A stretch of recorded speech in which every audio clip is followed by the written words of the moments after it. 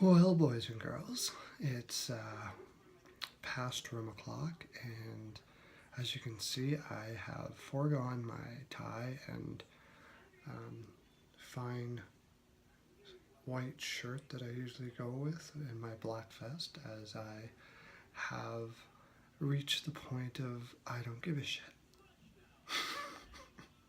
Yeah. I didn't do anything yesterday. I didn't do picks because there was only one game. I could have added him in today's game, but I saw a golden opportunity to do nothing, and I went with it. I jumped up and down on the wife once, but that's like 2 minutes of the day. And that was it. Played some poker, called up Shania Beavertooth, and talked about more about sweats and when we're going to go back to having peyote dreams and stuff. I tried to ask her about how this all works for getting my picks, and she said, "What the hell are you talking about?" And that was the end of that conversation. So my last picks, though, the day before, I was only 7 out of 12, so, and five wrong. But something that I didn't mind, because there was 4 picks in there that I would have never bet on, and I advised you not to. Most of the time when I don't have, like I have low picks, like 60% and stuff like that, a lot of them I wouldn't have bet. So I don't mind that. When I get upset is when I get the ones wrong that I would have bet on. And that hasn't been happening ever since I kind of went creator shopping, just kind of, or not even shopping, swapping. I've been swapping creators, and I find it invigorating and helps me with clearing my head.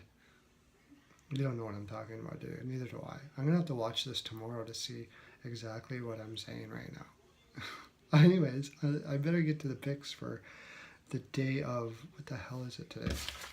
Tomorrow is the 8th or something, Saturday the 8th or something like that. I don't know. They all meld into one, boys and girls. They all meld into one. Billy's not even here. Billy didn't even show up. Okay.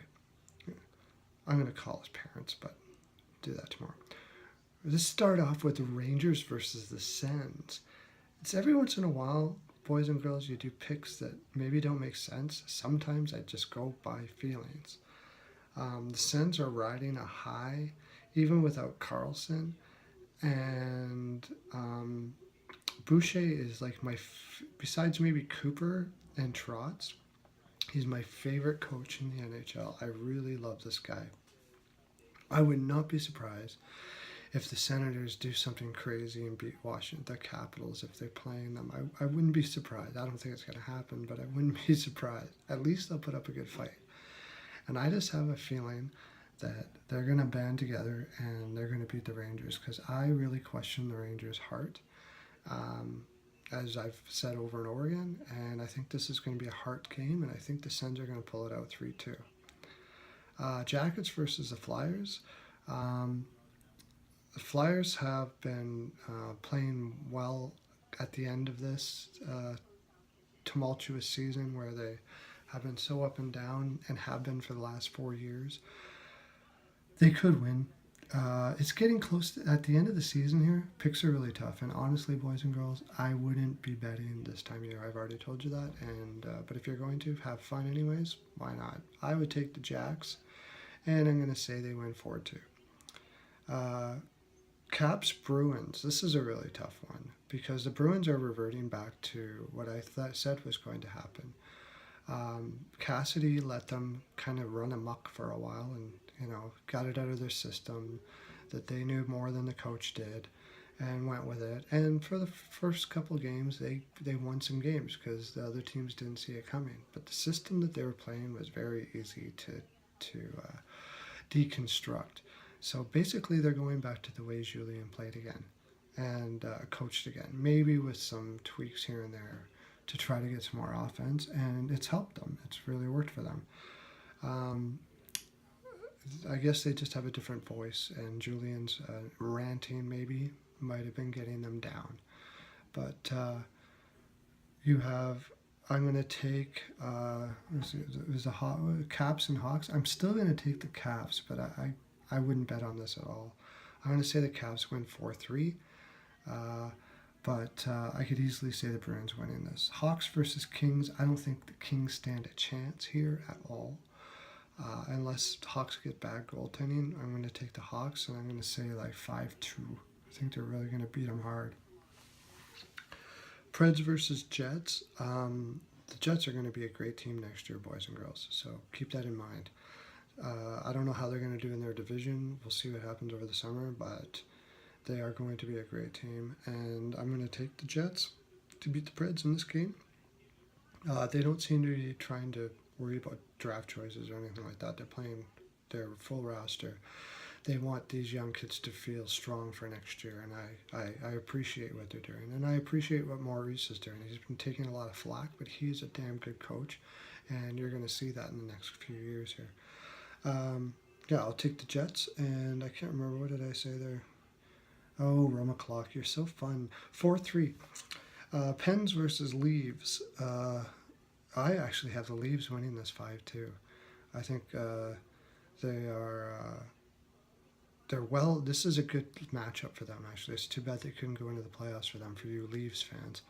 Playoffs. By the way, I'm sort of an anti-Leaf, I guess you'd say, but since I started doing this, I got to talk to a lot of Leaves fans. And you guys are great. You really are. It's hard not to. You make it almost like. You make it almost make me want to vote to root for the Leaves. They're that good.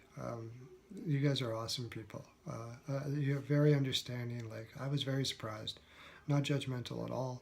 Excellent knowledge of the whole game, not just your team. Just wonderful people. I'm going to take the Leaves, and I'm going to take it like 5-2 too, so I'll see how that works out. Habs and Wings. This is hard because it's at home. It's going to be very emotional. But the Habs are coming off a tough loss, and Julian does not let teams get let down. He's going to have them up for this game. I think it's going to be a barn burner. I think the Habs are going to win 3-2. I would not bet on this game, though, because when you have emotional games like this, a lot of things can happen. Avs versus Stars. The Stars are just brutal right now. I think Lindy Ruff is probably gone at the end of the year, honestly. I didn't think so because they had such poor goaltending and all the injuries, but it's almost like this team gave up on him.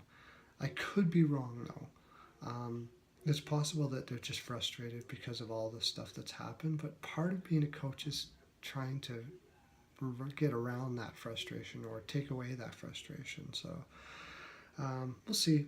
I'm actually taking the Avs 4-3. Wild versus Yotes. I think the Yotes are going to be playing young players. The Wild are going to be preparing for the playoffs, although they'll still be resting guys too. So it's hard to say here. I could be a blowout. I'm going to go with a blowout and say 5-1, but this time of year, Coyotes could easily win this game. Flames versus the Sharks. I think the Flames have more to play for, and I think they have a great coach there, a young coach in Gullickson. And I think the Sharks maybe just are a little bit complacent right now. I'm going to say the Flames 4-2, and I am running really late. I've given you well my full 42%, boys and girls. Please keep yourself well lubed, and like always, my NHL Pearls of Wisdom. Look it up. There's oh